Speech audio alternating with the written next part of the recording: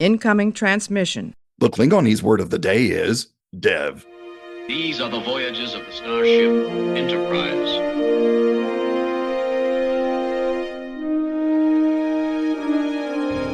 So, this is a huge victory for the good guys. Scotty, beam me up. Resistance is futile. Live long and prosper. Boldly go where no man has gone before.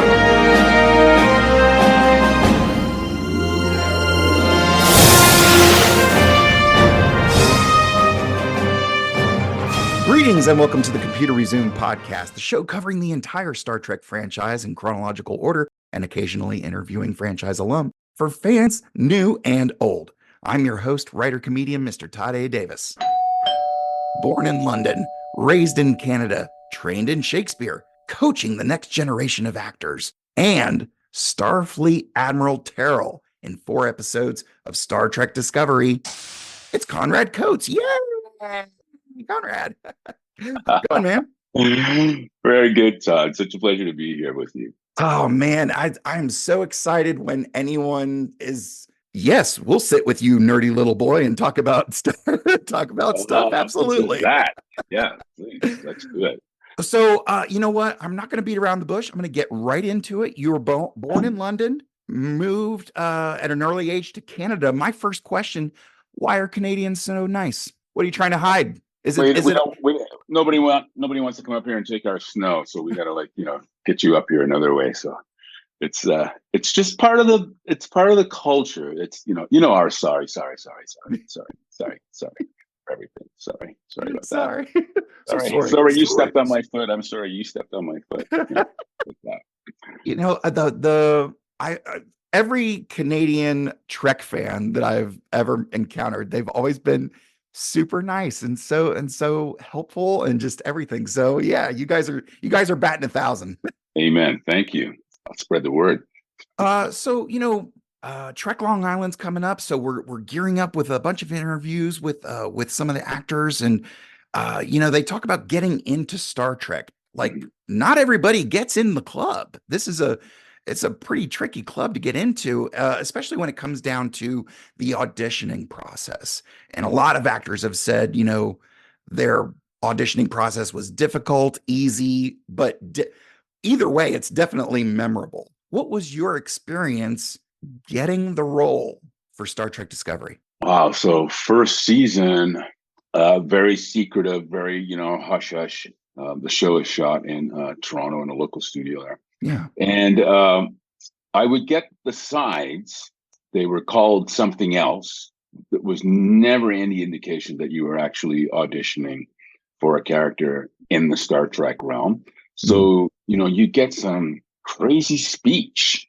I think I auditioned like 4 or 5 times. And so every time it was a speech, it was a scene that has nothing to do with Star Trek, just dialogue. And I think that they were really trying to check, acting skills, and that's fair. So I think when the piece that I did was, like something to do with military, and not hinting towards the Star Trek world at all. Wow. Typically, on those early sides, they even give the characters a different name. Do you remember Do you remember what the character you were reading for? Do you remember that original name? It might have been Soldier. Oh, okay. Yeah. I mean, it's like that secretive. Jeez.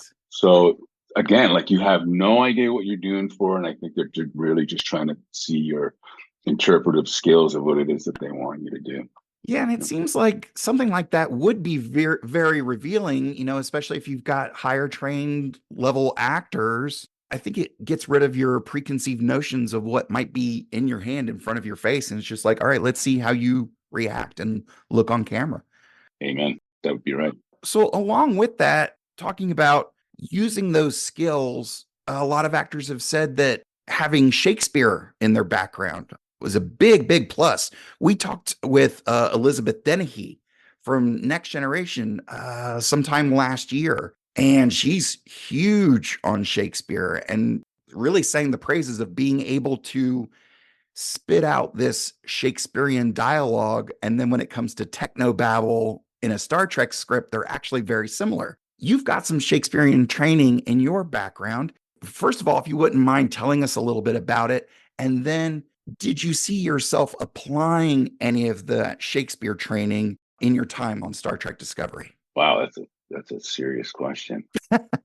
I was really fortunate in my early days of learning acting.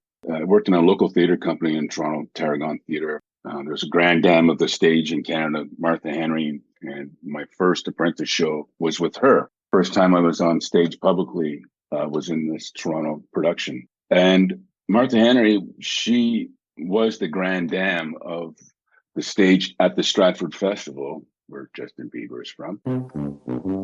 She said to me, like very early in the run, if you're going to be a serious actor, like you have to do Shakespeare. And I took everything that Martha said to heart, and I then spent the next 10 years pursuing all plays Shakespeare, writing to theater companies and artistic directors. They didn't have a Black character in their season or in the show, would they consider, casting non-traditionally? And a couple of theaters took me up on that offer. So I got my break onto the stage doing Shakespeare. Romeo and Juliet, Twelfth Night were some of the early ones that I did.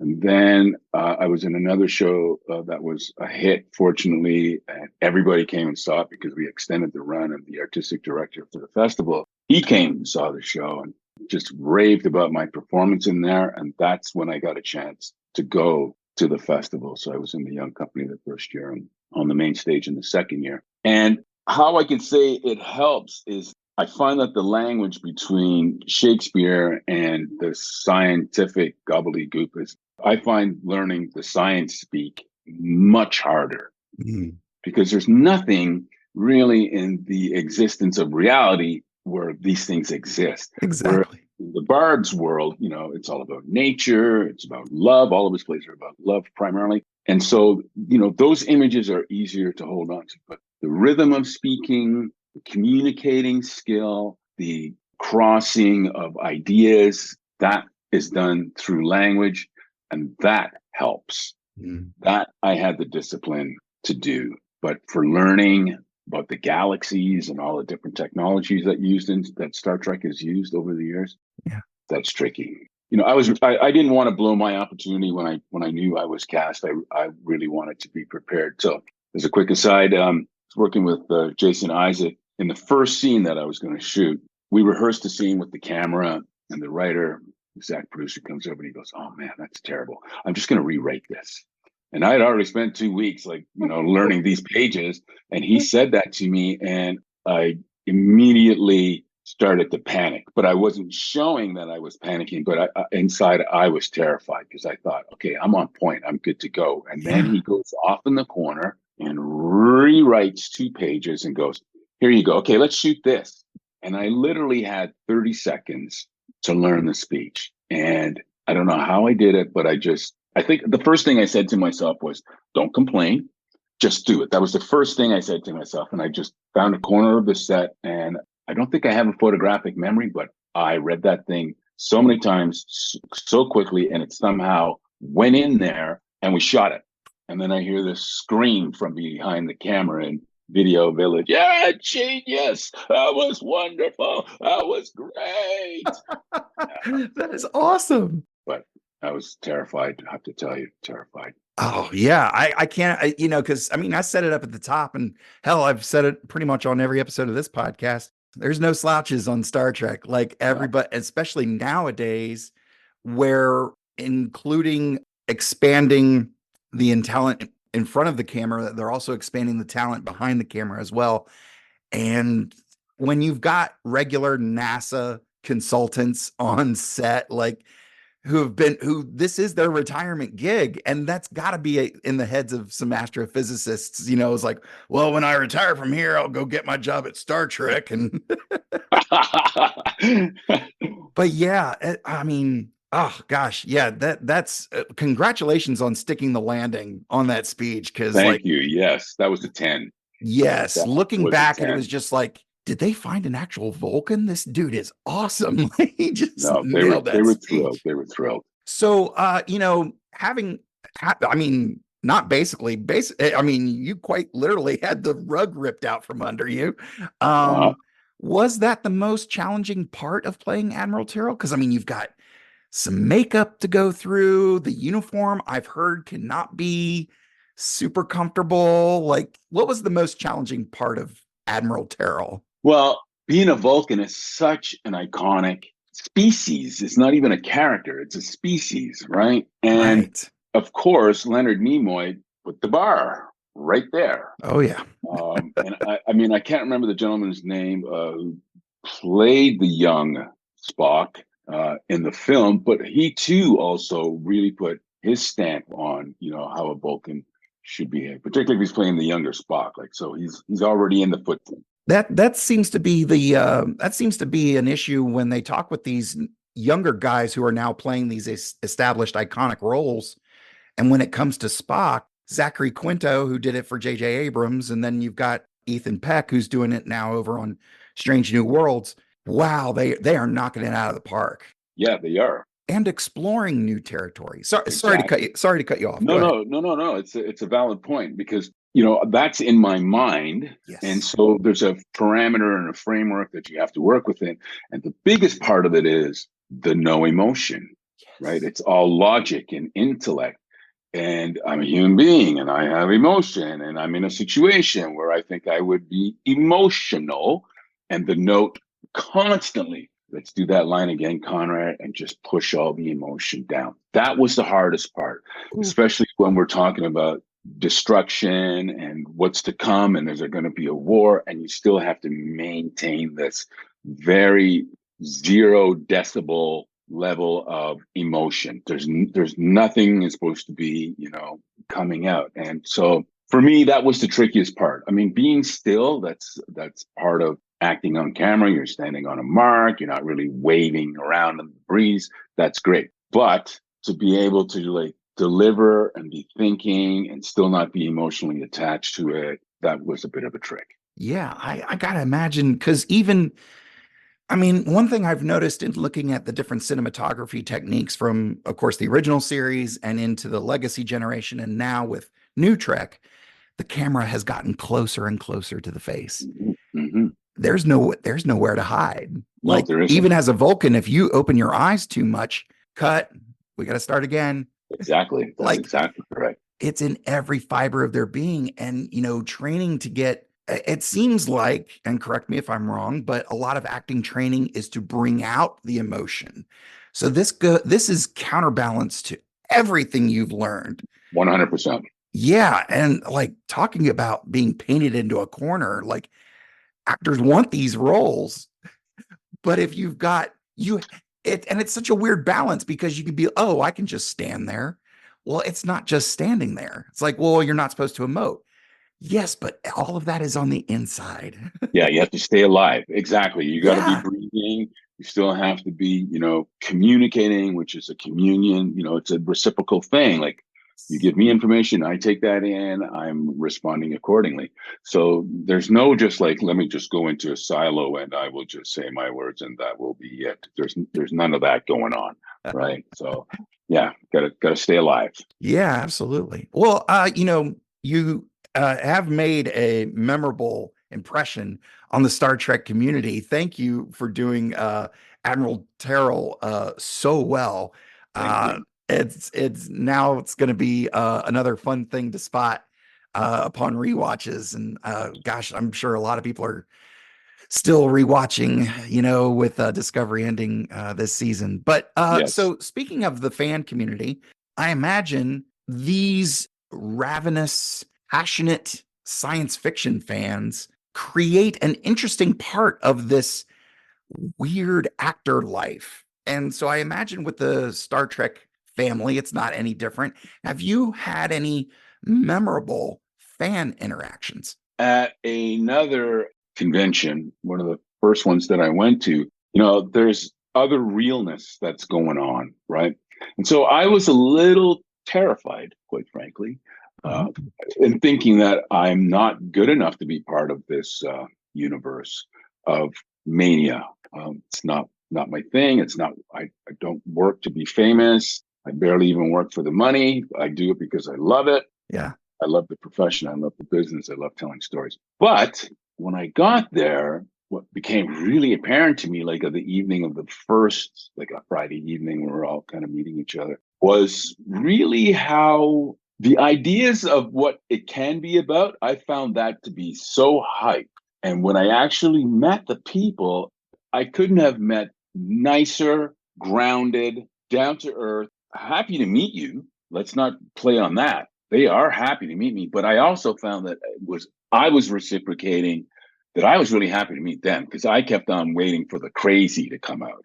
And there was no crazy. It was just people who were passionate about the philosophy of what Star Trek universe is all about. And that was a real eye opener to me. You want to talk about, somebody trying to be not emotional. That made me very emotional. Wow. It was such a genuine affection for Roddenberry. It's clearly his family and his children now who are continuing this legacy. But there is a message in there, in all of these products, that are so needed today. Can we talk about a little world peace, everybody? Preach. That's the thing that really blew me away about being at these conventions. These people really want a better world. The con experience is a thing that has been joked about on Family Guy, and there's the stereotypical stuff that you see through like Big Bang Theory, but I have a con memory of walking in, and the places they do these things in, they're huge. Little ways in front of me, I could see that there was a child without a grown-up. And the child was looking around and realized my grown-up is gone. And shortly after, there were some folks in cosplay, these big, huge suits that look screen accurate. And she stopped them and was like, I can't find my parents. And so one of the cosplayers scooped up the child, like held them up, like, do you see them? It's like, well, we'll stand here and protect you until your parents get back. Wicked. Yeah. But like, so few places where you can do stuff like that in the world, and people who are there excited to be connected in any way to a franchise. And I'll speak specifically about Star Trek, but it's not a secret. Star Trek is based on hope. And there's so few science fiction franchises that really emphasize hope. I was joking around with some of my friends talking about the different positions and different officers on the ship and everything.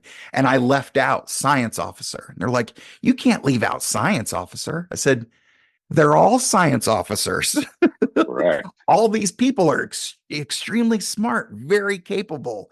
They are at the top of their game. Like, we are supposed to work our way towards that. We're supposed to be communicating better and having better diplomacy with people we don't know or don't understand. And okay, we only have so much time. I can't get on a soapbox for too long. Yeah, no, you're right in the right wave with that thought, though. That's exactly it. I mean, you just mentioned how retired NASA people want to be a part of this universe. So I think that really says something. There is a different level of professional acumen and skill that's required. And yes, everybody on a starship in the fleet has to have all of those skills, not just, I know how to send a text. Like, it goes beyond that, clearly. Right. Yeah. And look, I've said it before. One of the goals when I started this show was to examine the question, which is, how do we get from here to Gene Roddenberry's vision of the future? Yeah.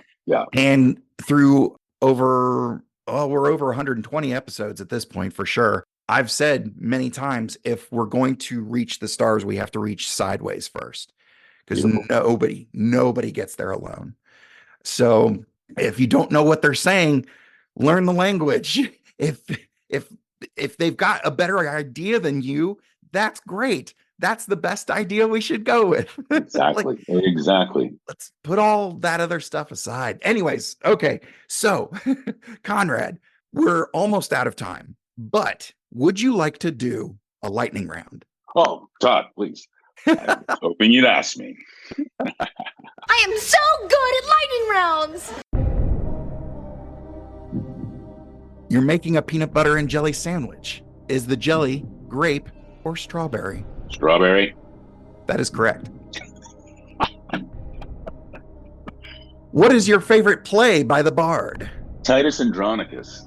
Really? Why? Yeah, it's okay. So it's a very early work. I think the language is a little bit more accessible in terms of the meter of it, the comprehension of the story, so forth. And more importantly, there's this character in there, this black character in there called Aaron, and he's so evil. And when he is on trial, they catch him at the end for all this murder and mayhem that he did, and they ask him, "Do you have anything to say before we kill you?" And he goes, "Yeah, I wish I killed more people." And I thought that was like, this guy's so interesting. And it's Shakespeare's RAMBO play. Oh, wow. The body count in Titus Andronicus is up in the hundreds and hundreds. You know, it all happens off stage, which is really interesting. So you have these characters coming in basically, yeah, just like 50 in one swing, because we got swords, not bullets and things. But yeah, I just find it to be like, it's almost like a cartoon. And like I say, I think the best reference in it is like a Rambo. That's awesome. That's so great. Who's the funniest person you know? Okay, so it's got to be my friend Jody. Jody is actor turned musician, but this guy has about 1,000 characters living inside of him all the time. So you really never quite know who you're talking to. He's not insane, but we should have him committed. And to really make this cake so beautiful, he is the sweetest guy in the world. Like the sweetest guy in the world. I love Jody to death. And then professionally, if anybody wants to go and look somebody up, Stephen Wright, the comic, Stephen Wright, is like, oh my God, that's genius what he does. It's genius. First of all, thank you for bringing up him. It's Stephen Wright is such a he's almost gotten lost in the world, in the smoky, hazy world that stand-up comedy is nowadays. But he still has one of my favorite one-liners, and I can edit this out or whatever, but he goes, "Tried to hang myself with a bungee cord. That's funny. I kept almost dying." That kills me. Yes. Some of those simple ideas are the things that get me the most. Like a really well-crafted one-liner. Oh, so good. Yeah. I will share now, unfortunately, as good as that one is, my favorite, and then we'll move on. Okay. Favorite one-liner, BJ Novak. Back when Seth Meyers was still hosting, back when Conan O'Brien was still hosting Late Night. Okay. BJ Novak came out and said, "Battered women. Sounds delicious. Doesn't make it right." That went three ways for me. I was like, oh, we're going over there. Oh, okay. I see why that's your gold ribbon winner right there. Yeah, just too much. So we would have also accepted the host of the Computer Resume podcast, Mr. Todd A. Davis. That's fine. Oh, I know him. Listen, consistently no one has taken that option when I've interviewed them, and that's fine. That just makes me want to strive to be funnier, honestly. Gotta work harder, Todd. Come on, buddy. Come on. You recently appeared in 7 episodes of FX's Fargo. Yeah. Juno Temple is listed as 5'2". True or false? True. You know, it is true, but she feels like she should be smaller, doesn't she? You know, if I could put her in my pocket, I would. I'd get a lining, a special lining, and I'd have her right there with me. I have a photo up on my Instagram, and I've gotten so much response from the photo. It's just the two of us together. We were kind of clowning around. Yeah. And special lady, man. Great talent, really hard worker, and such a treat to be with. Not just acting in a scene with, but just to be with. It's such a beautiful soul. Amen. She gives off a real like best friend quick kind of vibe. 100%. Yeah, what we caught her, the wife and I watched the story about the making of The Godfather that was on Paramount Plus last year, and she has a role in that, and was just kind of like, oh, there she is. I always imagine her traveling around like the Tasmanian devil, just, and then they're like, okay, we're getting ready to shoot, and that's when she'll slow down. Right. Yeah, she's going. Like the first time I met her, so she was in character, and we're sitting in the same vehicle, and I get in, she's already in the vehicle, and I get in, I'm sitting beside her, and she was just blah, blah, blah, blah, blah, blah, blah, blah, blah, blah, blah, and this crazy North Dakota, Minnesota accent. And, you know, when seeing her from Ted Lasso to Fargo, I think that's a triple crossing universe right there. Oh, and, yeah. I just turned to her and went, excuse me, but who are you? What are you playing in this show? And she was, I'm Gino Temple. And I was like, oh my God, stop the car. I got to kiss this lady's feet. I'm so sorry. But from that moment, I felt we became friends. So I'm embarrassed to tell that story, but at the same time, happy at the ending. Oh, that's awesome.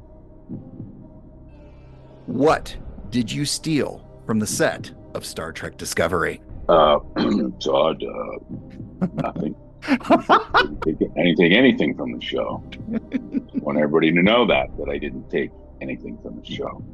But I did go through the garbage one day after one of my episodes, and only because they were in the garbage. They were going in the garbage to a bigger garbage bin outside of the makeup truck, just saying, and I took my ears. Nice. I took my pointy ears. I have them in a silver box, like a real silver velvet box that I only take it, and I only show my children, and I put it back away, and I put it in this special drawer that nobody knows where to go to when they break into my house now. But wonderful. I had to tell you the truth. I just had to. It's so iconic. How can you not? 100%. And they're tailor-made for you. It's not like they're mine. I wore them. Yeah. Well, they're not mine technically. They're not mine technically. But they were in the garbage. Let me say that again. Do you think I could beat Spike Lee at basketball? Todd, I've met Spike. I could beat him in basketball. You could give him a good run for the money. First of all, that's incredibly kind. You have no idea how bad I am at basketball. Yeah, well, I know that I've seen Spike on the sideline. I think he knows the game quite well, but you'd have to give him. You might give him a good run for his money. Okay, all right, all right. Yeah. Listen, if I could just keep up with the man, I would That's consider enough. that a win. There you go. You're right. You've played policeman number 2, DA number 2, fielding rep number 1, preacher number 2, frog hammer employee number 1, doctor number 1, and dinner guest number 1. Question, do you ever feel bad for skipping the other numbers? I think 1 and 2 cover it all. Like we don't need to go to cop 7 and detective 3 and door boy number 4, and like why? Like if you're not number 1, what are you? You're nothing in that show if you're number 4, really. You're probably not even in focus if you've got a number 4 number, but yeah. If you're not the lead dog, the scenery never changes, right? Exactly right. That's exactly right. Put that tree right over there. I'll be right there. What is the name of your character in season 1, episode 20 of the 90s vampire series, Forever Night? Oh my God. Todd, first of all, Conrad, you need this or you're going to lose the game. Okay. Yeah, I have a feeling I'm going to lose the game. So, I remember the scene too. It was so quick. And then it was like, okay, and that's a picture wrap for Conrad playing detective. Oh, Nope, it's not coming to me. Conrad, I'm gonna need a name. There is no name. I'm so sorry, Conrad. Oh, But that is the right answer. Nobody knows. and the crowd goes wild. And that's how you do a lightning round, folks. There it is. Ding, ding, ding, ding, ding, ding, ding, ding. Thank you, Todd. That was great. Conrad, before we get going, you're going to be at Trek Long Island this summer, correct? Let's give them the details. I'm going to be there. I'll be appearing from May 31st to June 2nd. There will be photo opportunities for everybody, and it'd be great to meet some people, new friends, and new fans and faces. Saturday at 5 on the main stage, I'll be on a panel with a few other admirals, and we're going to talk about our careers, our Star Trek experiences, etc. Probably take questions from the audience. And there's going to be a panel, Todd, actually, oddly enough, with you, Yes. Todd A. Davis, from this fabulous podcast. Thank you so much. Awesome. Yeah, I know. Yeah, I know that Todd A. Davis. I heard he hosts a mean panel. He does. I hope he does. Yes. Yes, folks. Trek Long Island 2024 at the Hyatt Regency Long Island, May 31st through June 2nd. They are going to be stuffed to the rafters with authors, artists, industry professionals, not to mention Trek stars from all over the franchise, including Discovery, Strange New Worlds, Next Gen, Deep Space Nine, Voyager, Lower Decks, Prodigy, and Picard. May 31st through June 2nd. For more information and to get your tickets, go to treklongisland.com. Next time, we will be back to our regularly scheduled programming, but in the meantime, Conrad, where can people find information about stuff that you're working on and look you up and support what you've got going on? Okay, so I'm a big Instagram fan, so it's at Conrad Coates. And I teach as well in Toronto. I teach at York University campus at Seneca College. I teach acting up there. We also have a coaching company studio where myself and a couple other guest instructors. You can check that out online at coatesandcompany.com for classes, acting classes. Do some stuff online, not too often, but if people are interested, sure, send me a message. And I am at Mr. Todd A. Davis on all of the socials. From all of us at the Computer Resume podcast, thank you so much for listening, and I'll see you in 10 Forward.